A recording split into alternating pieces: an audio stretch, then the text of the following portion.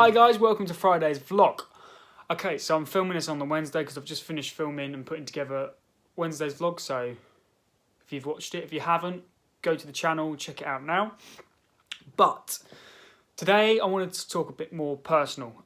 So about me, about a little about me and what's happened in my life over the past few years and how I've dealt with that.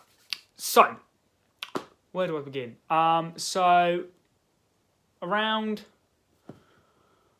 I think it's about coming up about 3-4 years now. But I think it's been about 3 years because I wasn't even 16 yet, and it was way before my prom. My grandma died. It was really unexpected, and yeah. So she died. She died 2 days after her 69th birthday, and so it was a bit of a shock to all of us in the family. And she died of a stroke. Now, if you don't know what a stroke can happen to anyone at any time. It can be due to stress levels and just all sorts of things. So I've seen people, and my mum knows people that have had stroke before and they've been fine. So for us, personally as a family, we thought, right, okay, this can be fine. She'll be fine, she'll recover. Yes, she might have to learn to use one side of her body again. We don't know how bad it is, but we're fine, we can get through this. But unfortunately, she went into hospital with a 95% death rate and a 5% survival. And that hit me hard. I spent the time she was in hospital, so she was in hospital for about 4 days in total. And I spent, well, I say it was 4 days, I think it was between 2 to 4. It's a bit of a blur, really. But I spent the whole time there. When she first went in, I didn't know, obviously, because I wasn't told. I was just told she's had a stroke.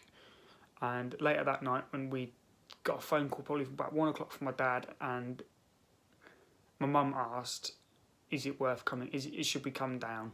Not is it worth, because of course it's worth, but should we come down? And I kind of just said, look, call someone to pick us up and we'll go down there. Because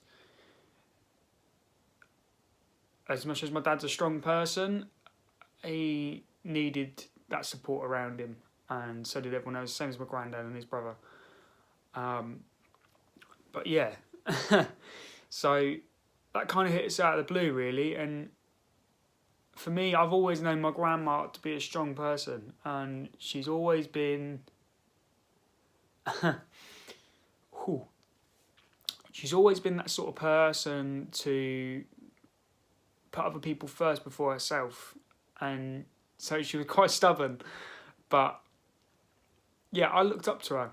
And as though I didn't see my grandma as much as I could have done, the time I did spend with her as a kid, I'd always been in her kitchen, and we'd be baking cakes together and all that sort of stuff, and gardening and all that stuff, because she had a massive garden and she loved like growing vegetables and all that sort of stuff and flowers.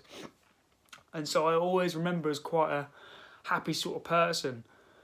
And when I did see her, and obviously I don't recommend, like people say, you just remember them for who they are. And I mean, now and again, I always get a happy thought of back then. I don't know why, you just do. But at that moment in time, when I saw my grandma, that wasn't my grandma. And I didn't remember like that. So I remember for the good times. And I put a status up the morning she died, and I said that she was the life and soul of the party, really. She was. Every family event we went to, she was the first on the dance floor, the last one off. And I mean, she taught me to dance a little bit, just do like the waltz and the jive and all that. So, do you know what I mean? I've learnt quite a lot from her, and like cooking wise, I learnt a lot from her. And where I was about 15 when she died, and now I'm 19, it's crazy. and you just see how much time flies. But I don't forget her. I'll never forget her, really. And that's why I got this. Now, this tattoo is a symbol for my grandma. As you can see, it's a feather with a rose. Now, I know my grandma for obviously baking cakes and stuff, but I also know her for a garden and the love of flowers. And so I thought, I want to get a rose inside it, and I saw this design, and I said, right, well, obviously the feather is a memory of someone who's passed away, and you always see like the little white feathers, and it's a big part of me. And me and my family, that's what we believe in. Other people don't, but it's something I strongly believe in. And I thought it was sort of nice to get it done. Obviously, I want to add to it and all that sort of other stuff, but yeah, my grandma probably wouldn't approve my tattoo because she didn't like tattoos. But yeah, and I've got another one on my foot, which I can quickly show you now. You can see here, obviously I've got my anchor. Now this was the first tattoo I got. Obviously, a lot of people think it's a bit funny and a bit weird why I've got an anchor on my ankle. I've not really told anyone this, but the reason I've got the tattoo is because I just want to let people, obviously, no matter, like I say, no matter how times get rough and all that sort of stuff, don't let stuff like sink you and keep you grounded. So yeah, just don't let life sink you. Stay grounded. Stay true to yourself. And yeah, just keep moving forward with it, really, because it will get easier. And if you talk to people, do you know what I mean? It can help. So yeah, but back to the video. But yeah, guys, so that's my other tattoo. So yeah, I just wanted to kind of say to you guys, like, when stuff like that happens, and also like it happened like a year or so later with my cousin Emily, a couple of years later happened as well, and that was a big turn for all of us. And just to have all that happen, it does take a knockback for you, but you got to keep pushing through it and keeping your head held high, and that's sort of what I took away from it, really. I looked up to Emily and my grandma. They were the sort of people that just kind of got on with their lives, and they pushed forward, even though things were bothering them. Sometimes they didn't let it bother them. Although like, I don't recommend that you should still talk to people, but they were a good inspiration to me because they put other people first before themselves, and I do that a lot of the time. And although I need to put myself first sometimes, I also care for others, and I want to do a lot of work this year with charities and sort of running for cancer research and all that sort of stuff, and Tough Mudders and all that sort of stuff. I want to do that this year so I can raise some money for charity and give something back to these organisations that actually help these people.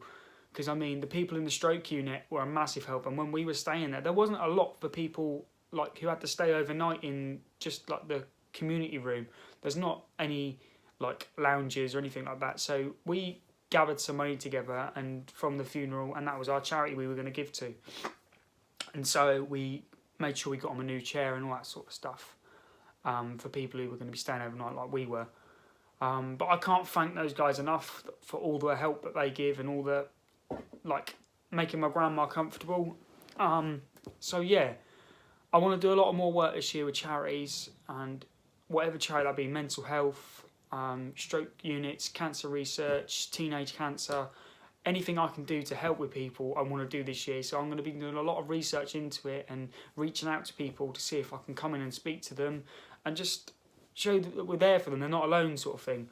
So that's what's happening this year. Obviously we have a charity event as well for Emily this year in June that my auntie is arranging, so it'd be good to see the turnout for that and all the support for that.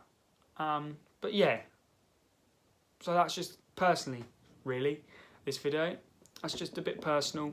But yeah, I'll go into a bit more detail and stuff about other stuff that's gone on in my life, but I just wanted to give you guys a little reminder that no matter how much life can get hard sometimes, just don't let it bother you. If you need to speak to someone, because it's the best thing you can do, really.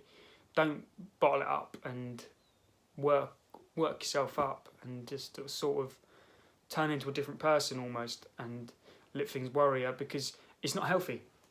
It's not.